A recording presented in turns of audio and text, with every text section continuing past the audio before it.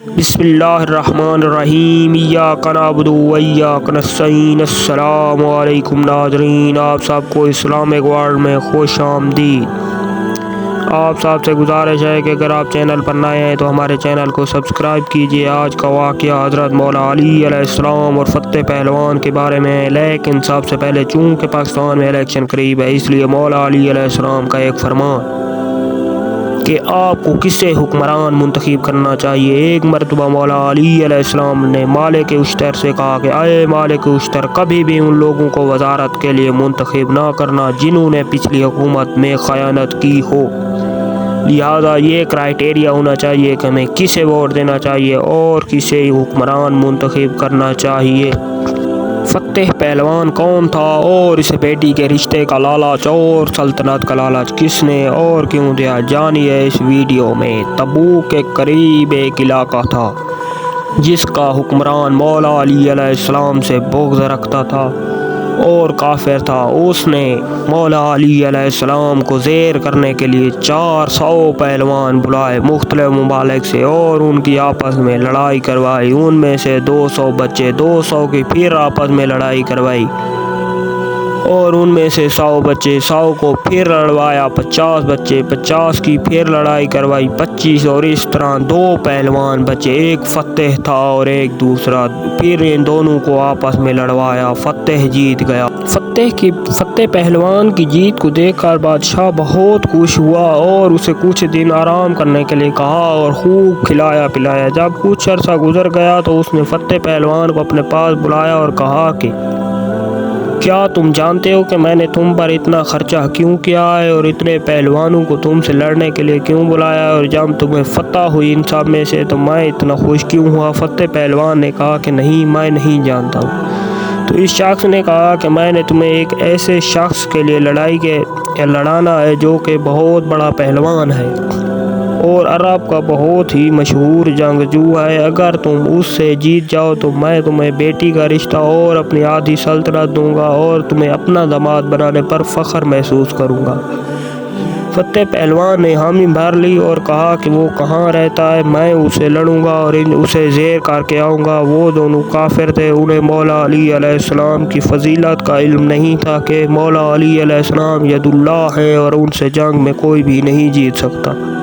فتح پہلوان نے علی سے جنگ کی رضامندی ظاہر کی اور 8 سے 10 پہلوانوں کو لے کر مدینہ شہر کی طرف روانہ ہوا۔ ان میں سے 2 اس کے اپنے سگے بیٹے تھے۔ وہ رات تک مدینہ شہر میں پہنچ گیا، رات کو وہیں پر خیمے لگائے اور سو گیا۔ صبح ایک شخص کو مدینہ شہر سے نکلتے ہوئے دیکھا تو اس کے بیٹے نے کہا کہ بابا، یہ شخص مدینہ سے نکل رہا ہے، اس سے پوچھتے ہیں کہ علی کون ہے اور کہاں رہتا ہے۔ اس نے اس شخص کو بلایا اور کہا کہ آؤ میری بات سنو۔ تو جس شخص کو اس نے بلایا اس نے کہا کہ کام تم ہے، تم خود آؤ اور جو پوچھنا ہے پوچھ لو۔ فتح پہلوان اس شخص کے قریب گیا اور کہا کہ ہمیں علی سے ملنا ہے، علی کہاں رہتا ہے؟ تو اس شخص نے کہا کہ تمہیں علی سے کیا کام ہے؟ فتح پہلوان نے کہا کہ ہمیں علی سے کشتی یعنی لڑائی کرنی ہے اور ہمیں اس کے لیے بہت بھاری انعام کا لالچ دیا گیا ہے اور فلاں بادشاہ نے ہمیں بھیجا ہے۔ تو اس شخص نے کہا کہ پہلے تم مجھ سے لڑو، اس کے بعد میں تمہیں علی کا پتہ بتاؤں گا، کیونکہ میرے علاوہ علی کا پتہ کوئی بھی نہیں جانتا۔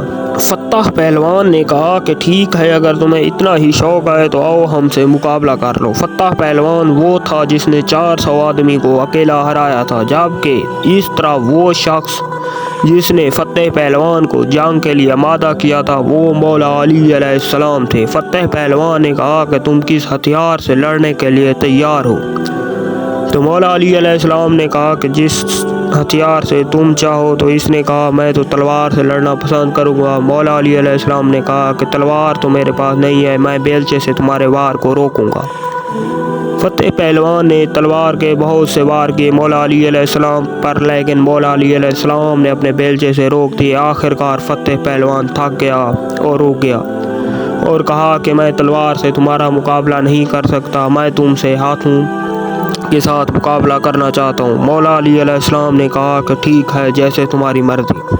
پھر ہاتھوں کی لڑائی کا آغاز ہوا، لیکن اس میں بھی فتح پہلوان کو کامیابی نہ ملی اور مولا علی علیہ السلام کو وہ زیر نہ کر سکا۔ تو وہ فتح پہلوان یہ سوچنے لگا کہ اگر یہ شخص اتنا بہادر ہے تو مولا علی علیہ السلام کتنے بہادر ہوں گے اور ان سے جنگ کرنا کتنا مشکل ہوگا۔ آخر کار فتح پہلوان رک گیا اور کہا کہ میں ہاتھوں سے لڑائی میں بھی آپ سے پیچھے رہ گیا، میں اپنے سب سے پسندیدہ ہتھیار کے ساتھ آپ سے لڑنا چاہتا ہوں جس میں مجھے کوئی بھی زیر نہیں کر سکتا، یعنی کہ برچھی سے۔ تو مولا علی علیہ السلام نے فرمایا کہ جیسے تمہاری مرضی، برچھی سے لڑ لیتے ہیں۔ اس نے اپنی برچھی نکالی، مولا علی علیہ السلام نے اپنا رمبا لیا اور اس کی برچھی کے تمام واروں کو خطا کر دیا اور مولا علی علیہ السلام کو اس میں بھی فتح حاصل ہوئی۔ اس کے بعد مولا علی علیہ السلام نے اپنے رمبے سے حملہ کیا اور اس کی گردن کے قریب رمبے کو لے گیا اور اسے اوپر اٹھاتا گیا۔ مولا علی علیہ السلام چونکہ دلوں کے ہاتھ جانتے تھے، وہ جانتے تھے کہ اس شخص کے دل میں میرے لیے بغض نہیں ہے، یہ صرف اور صرف لالچ میں آ کر میرا مقابلہ کر رہا ہے۔ تو مولا علی علیہ السلام نے اس کی گردن نہیں کاٹی اور کہا کہ اے فتح پہلوان، تو نے کبھی علی کو دیکھا ہے؟ تو فتح پہلوان نے کہا کہ نہیں۔ فتح پہلوان دل میں سوچ رہا تھا کہ یہ سادہ لو شخص اتنا مہارت رکھتا ہے جنگ میں تو علی کتنا بہادر ہوگا۔